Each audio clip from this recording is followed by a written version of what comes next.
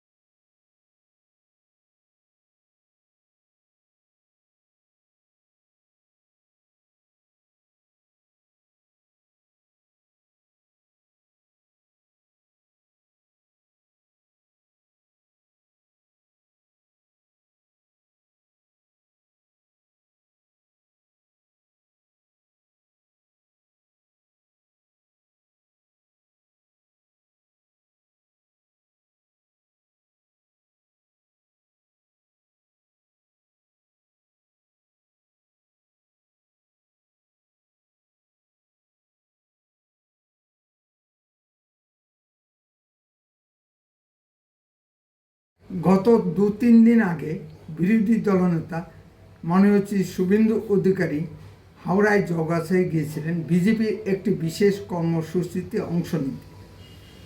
সেখানে বিজেপি কর্মীদের সঙ্গে পুলিশের ধস্তাধস্তি হয়। খুব স্বাভাবিকভাবেই এই মিছিলের পূর্বভাগে ছিলেন শুভেন্দু অধিকারী। সেখানে মানুষের ঘরবাড়ি ভেঙে যাচ্ছে, মানুষ জল পাচ্ছে না। বিরোধী দলনেতা হিসেবে তিনি দেখতে গিয়ে যাচ্ছিলেন। তৃণমূলের নেতারাও সেখানে গিয়েছিলেন।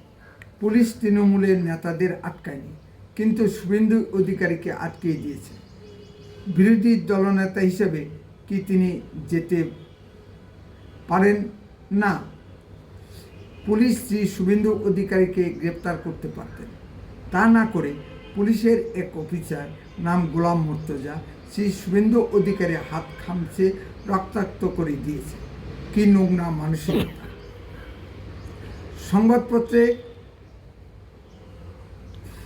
কয়েক বছর আগে দেখেছিলাম এক মহিলা পুলিশ বিজেপির এক মহিলা কর্মীর হাতে কামড় দিয়েছিল। যেমন মুখ্যমন্ত্রী তেমন তার পুলিশ। নমস্কার, আপনারা শুনছেন উত্তরের কণ্ঠ।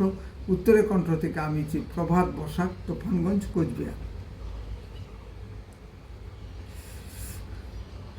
বিভিন্ন দুর্নীতি নিয়ে পশ্চিমবঙ্গের রাজনীতি তেতে উঠেছে। একটি বিশেষ সম্প্রদায়ের লোকজন সরকারের মদতে যা ইচ্ছা তাই করে বেড়াচ্ছে। কোথাও মন্দির ভাঙছে, কোথাও আবার মহিলাদের উপর অত্যাচার করছে। মাননীয় রাজত্বে পুলিশ কম যাবে কেন? কোথাও কোথাও তারা নাম সংকীর্তন বন্ধ করে দিচ্ছে শব্দ দূষণের অজুহাতে। আমার প্রশ্ন, ভোরে চিৎকারে আজান দিয়ে মানুষের ঘুমের ডিস্টার্ব করছে, তাতে কি শব্দ দূষণ হয় না? সম্মানিত দর্শক, সেক্ষেত্রে পুলিশের সক্রিয়তা দেখা যায় না কেন? ভারতের অনেক রাজ্যে হাইকোর্টের নির্দেশে আজানে মাইক ব্যবহার বন্ধ করে দেওয়া হয়েছে। এমনকি আরবেও মাইকে আজান দেওয়া বন্ধ করে দেওয়া হয়েছে, কিন্তু আমাদের পশ্চিমবঙ্গে ওই সম্প্রদায়ের সব কিছুই বৈধ। তৃণমূল যেমন মুসলিমদের এক কাট্টা করে তাদের ভোট নেওয়ার চেষ্টা করছে, ঠিক তেমনি বিজেপি হিন্দুদেরকে একত্রিত করে তার ভোট নেওয়ার চেষ্টা করছে। এটা যার যার দলে ভোট স্ট্র্যাটেজি। মাঝখানে থেকে সাম্প্রদায়িক উত্তেজনা বৃদ্ধি পেয়ে পশ্চিমবঙ্গ গৃহযুদ্ধের দিকে এগিয়ে যাচ্ছে।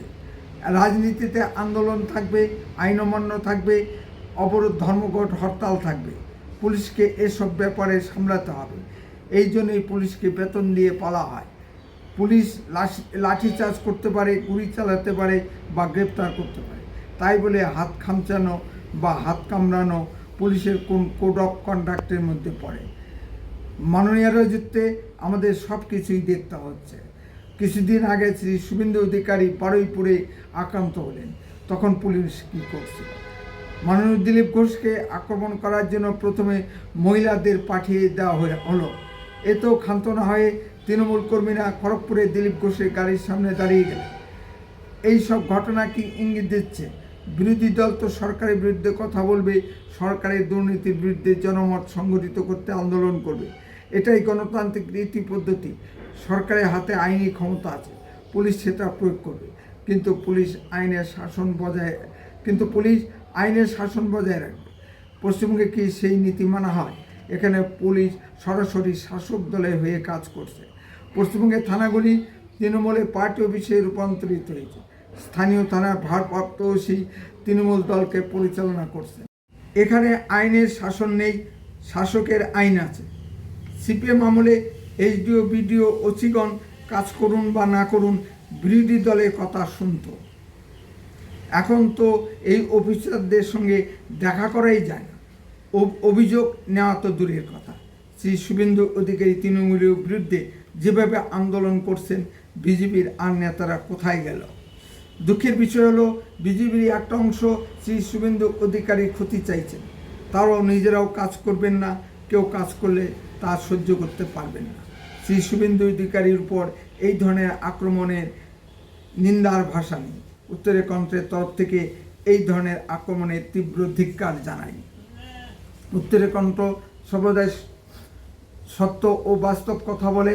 আরও এই ধরনের ভিডিও পেতে দয়া করে এখনই চ্যানেলটিকে সাবস্ক্রাইব করুন। আপনার মূল্যবান মতামত কমেন্টে লিখুন। যদি ভিডিওটি ভালো লেগে থাকে তবে অন্তত পক্ষে 10 জনের সঙ্গে ভিডিওটি শেয়ার করুন। উত্তরের কণ্ঠ দেশের কথা বলে, দশের কথা বলে। আপনারা চোখ রাখুন উত্তরের কণ্ঠের পর্দায়। বন্দে মাতরম, ভারত মাতা কি জয়।